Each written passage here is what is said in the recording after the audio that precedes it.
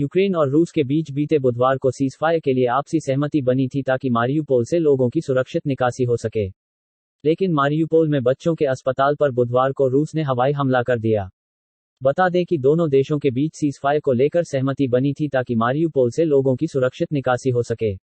Pentagon की ओर से जारी बयान के अनुसार, अमेरिका ने पोलैंड में 2 एंटी एयरक्राफ्ट मिसाइल बैटरियों को तैनात कर दिया है। मतगणना से पहले ईवीएम इलेक्ट्रॉनिक वोटिंग मशीन में गड़बड़ी को लेकर उठे सवालों के बीच चुनाव आयोग ने मतगणना की पूरी प्रक्रिया को पारदर्शी रखने के लिए और सख्ती दिखाई है। इसके तहत सबसे संवेदनशील माने जा रहे वाराणसी व मेरठ जिले में मतगणना के लिए विशेष पर्यवेक्षकों की तैनाती की गई है, जिसमें चुनावी प्रक्रिया के सबसे अनुभवी माने जा रहे बिहार के मुख्य निर्वाचन पदाधिकारी सीईओ को वाराणसी और दिल्ली के मुख्य निर्वाचन पदाधिकारी सीईओ को मेरठ भेजा गया है। समाजवादी के राष्ट्रीय अध्यक्ष अखिलेश यादव ने कहा कि भाजपा अब अफवाहों के साथ वोटों की हेराफेरी के दुष्प्रयास में जुट गई है। जनता में भ्रम फैलाने के लिए एग्जिट पोल का सहारा लिया गया, किंतु इसकी पोल जनता ने खोल दी है। प्रदेश में जनाकांक्षा और सत्तालोलुपता के बीच जंग में 10 मार्च का दिन निर्णायक सिद्ध होगा। अखिलेश ने कहा कि भाजपा झूठ और फरेब की राजनीति करने से बाज आने वाली नहीं है। मतदान के दौरान उसने अपने विरोधियों के साथ दुर्व्यवहार किया। एस श्रीसंत ने भारत के लिए 27 टेस्ट मैच, 53 वनडे मैच और 10 T20 इंटरनेशनल मैच खेले थे। इंटरनेशनल क्रिकेट में उन्होंने भारत के लिए 169 विकेट लिए थे। श्रीसंत ने क्रिकेट के हर प्रारूप को अलविदा कह दिया है। बता दें, उन्होंने अपने वीडियो में कहा कि ये मेरे लिए कठिन दिन है, लेकिन मैं लीग और टूर्नामेंट टीमें, केरल राज्य क्रिकेट संघ, BCCI, Warwickshire county cricket team, भारतीय एयरलाइंस क्रिकेट टीम, बीपीसीएल और आईसीसी, मेरे दोस्त, परिवार व फैंस का धन्यवाद अदा करता हूं।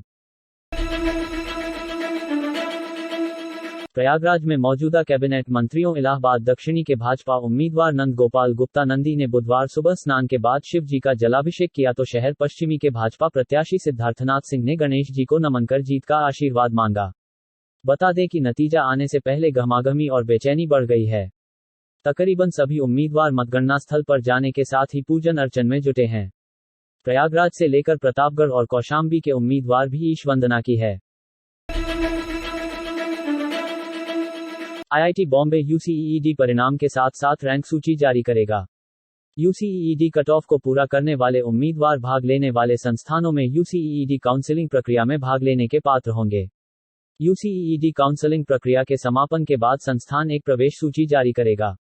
बता दें कि ऐसे में उम्मीदवार नतीजे जारी होने के बाद अपना यूसीईईडी स्कोर कार्ड आधिकारिक वेबसाइट uc.iitb.ac.in पर जाकर डाउनलोड कर सकते हैं। रूस और यूक्रेन के बीच युद्ध छिड़ा हुआ है और इसकी तपिश पूरे विश्व में महसूस की जा रही है। युद्ध की विभीषिका के गंभीर नतीजे तो देर सवेर कुछ न कुछ सभी देशों को भुगतना पड़ेगा, लेकिन फिलहाल इसका सीधा असर भारत अमेरिका हवाई मार्ग पर देखने को मिल रहा है। इस रूट पर प्रतिदिन 500 सीटें युद्ध की भेंट चढ़ गई हैं। दरअसल, यूक्रेन युद्ध की वजह से हवाई क्षेत्र बंद होने और नो फ्लाई जोन के चलते अमेरिका की यूनाइटेड एयरलाइंस ने मुंबई और नई दिल्ली से नेवार्क और सैन फ्रांसिस्को की अपनी उड़ानें अनिश्चित काल के लिए स्थगित कर दी हैं। इसके चलते दोनों देशों के बीच इस रूट पर 500 सीटें कम हो गई हैं। प्रधानमंत्री नरेंद्र मोदी ने बीते गुरुवार को एक उच्च स्तरीय बैठक की अध्यक्षता की। बैठक में उन्होंने महामारी की मौजूदा स्थिति से लेकर देशव्यापी टीकाकरण की समीक्षा की।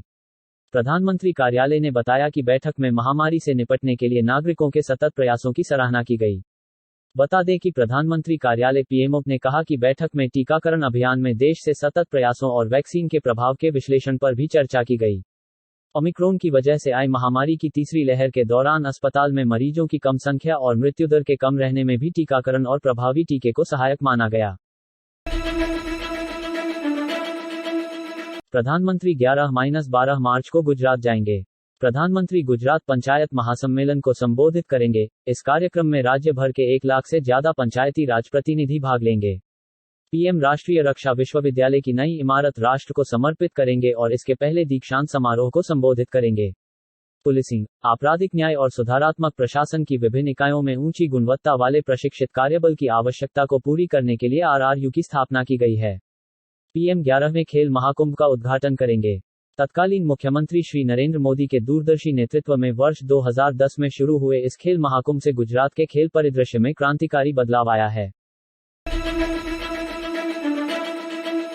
केंद्रीय कैबिनेट ने राष्ट्रीय भूमि मुद्रीकरण निगम (NLMC) को केंद्र सरकार के पूर्ण स्वामित्व में गठित करने की मंजूरी दी है, जिसकी प्रारंभिक अधिकृत शेयर पूंजी 5,000 करोड़ रुपए और चुकता शेयर पूंजी 150 करोड़ रुपए होगी।